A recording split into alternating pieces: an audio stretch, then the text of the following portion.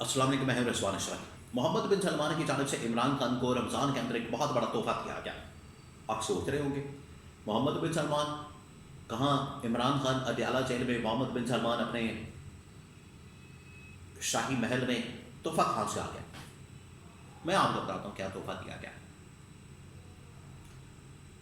اس کے بارے میں بہت اہم ترین معلومات میرے پاس موجود ہے، وہ آپ کے ساتھ میں شیئر کرتا ہوں۔ اصل میں جو عالمی سطح کے اوپر صورتحال بن چکی ہے، اس میں بڑا ضروری ہے کہ کوئی نظریاتی آدمی، نظریاتی طور پر بڑا مضبوط آدمی، نظریاتی طور پر بڑا پاورفل آدمی وہ میدان کے اندر آئے، اور یہ جو یہودی طاقتوں کی جانب سے، صہیونی طاقتوں کی جانب سے، صلیبی طاقتوں کی جانب سے اسلام کو، اسلامی ممالک کو، عالم اسلام کو للکارا جا رہا، ان کا مقابلہ کر سکے، ان کو جواب دے سکے، کوئی ابھی تک نظر نہیں آ رہا۔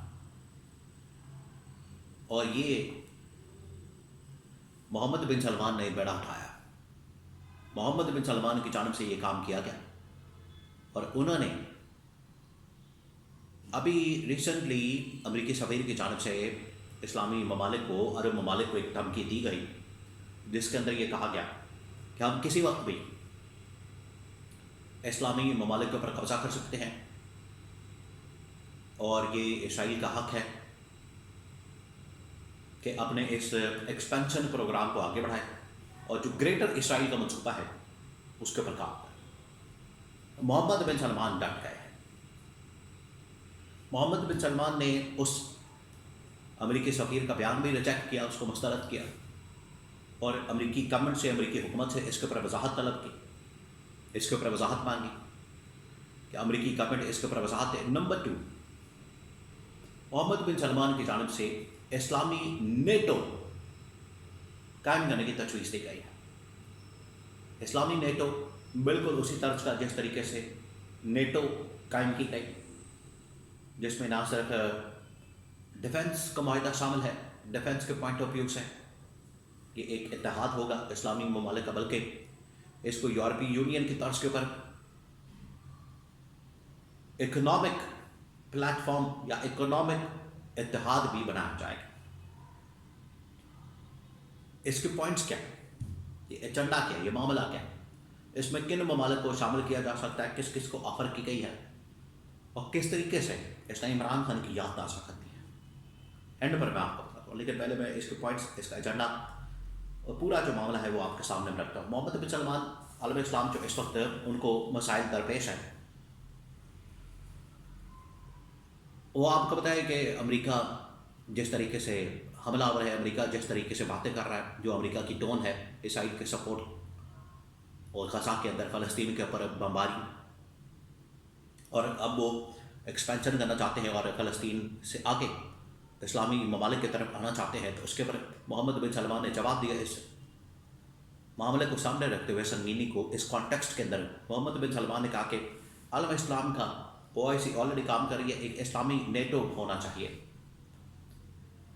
جن کا ڈیفنس بھی ایک ہو، یعنی ایک ملک کے اوپر حملہ جس طریقے سے نیٹو آپریٹ کرتا ہے، یورپی ممالک کا جس میں امریکہ وغیرہ بھی شامل ہے، کہ ایک ملک کے اوپر حملہ، تمام ممالک کے اوپر حملہ تصور کیا جائے گا۔ یہ ہے اس کا ڈیفنس اینگل، ڈیفنس کے پوائنٹ آف ویو سے ایک ملک کے اوپر حملہ، تمام ممالک کے اوپر حملہ تصور ہوگا۔ نمبر 2، آلریڈی دیکھیں محمد بن سلمان نے پاکستان کے ساتھ ایک ڈیفنس کو معاہدہ کیا، دفاعی معاہدہ کیا، جس میں یہی پوائنٹ شامل تھا، یہی چیز شامل تھی کہ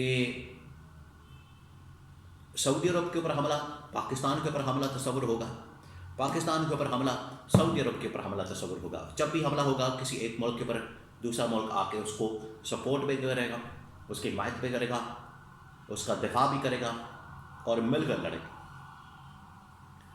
یہی معاہدہ اسلامی نیٹو کے اندر لاگو کرنے کا، یا یہی پوائنٹ، یہی ایجنڈا، یہی اپروچ لاگو کرنے کی بات کی گئی ہے کہ ہمیں مل کر چلنا، ایک ہو کر چلنا، اور اس کے لیے جو معاہدہ ہے ڈیفنس کا نیٹو طرز کے اوپر بنانا پڑے گا، اور تمام اس میں عالم اسلام کے ممالک اکٹھے ہو جائے۔ نمبر 2، اس کے اندر جو دوسری بات کہی گئی وہ یہ کہ نہ صرف ڈیفینس کے پوائنٹ آف ویو سے بلکہ اکنامک وائز جو اکانومی ہے، ٹریڈ ہے، تجارت ہے، بینکنگ سسٹم ہے، کرنسی ہے اور ویزے کے معاملات ہیں، ان کو بھی ایک کرنے کی ضرورت ہے. ان میں تمام ممالک اکٹھے ہو جائیں، مل جائیں، ایک پلیٹ فارم کے اوپر آ جائیں. ان کا اکنامک نقطہ نظر ایک ہونا چاہیے، تجارت ایک ہونی چاہیے. تجارت یعنی کہ فری ٹریڈ ہونی چاہیے ان ممالک میں. کرنسی ان کی ایک ہونی چاہیے، بینکنگ سسٹم ایک ہونا چاہیے. باقی اپنے اپنے ملکوں کی کرنسی تو اپنی جگہ موجود ہے، لیکن ٹریڈ کے لحاظ سے، تجارت کے لحاظ سے، بینکنگ سسٹم کے لحاظ سے کرنسی ایک کر دی جائے. اور اگر ایک بھی ہو جاتی ہے تو بھی اچھی بات ہے. یہ اب اسلامی نیٹو کا کانسیپٹ محمد بن سلمان کی جانب سے شیئر کیا گیا ترک صدر اردوغان کے ساتھ، قطر کے ساتھ، کویت کے ساتھ، عمان کے ساتھ، یو اے ای کے ساتھ، ملیشیا کے ساتھ، انڈونیشیا کے ساتھ اور پاکستان کے ساتھ. ترک صدر نے اس کے حوالے سے بڑی اہم ترین اسٹیٹمنٹ دی. انہوں نے کہا کہ بجائے اس کے یہ ہم ایک اسلامی نیٹو قائم کریں، اتحاد قائم کریں، اس کی جو سربراہی ہے اور اس کی جو کمان ہے کسی اور کو سپرد کرنے کے بجائے کہ آخرکار محمد بن سلمان تو ایک چوائس بنیں گے، پریورٹی فرسٹ اینڈ لاسٹ، وہ تو چوائس ہوگی محمد بن سلمان. لیکن بہتر آپشن یہ ہے کہ عمران خان کو باہر نکالا جائے، عمران خان کو اس حوالے سے ریلیز کیا جائے، انہیں آزاد کیا جائے، ان کو رہا کیا جائے، ان کی رہائی کے اوپر کام کیا جائے.